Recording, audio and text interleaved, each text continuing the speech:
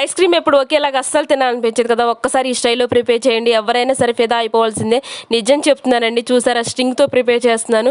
అసలు ప్రిపరేషన్లోనే ఏదో మ్యాజిక్ ఉందండి. ఎందుకంటారా, రెడ్గా ఉంది కదా, చూస్తుంటే నోరు ఊరిపోతుంది అసలు.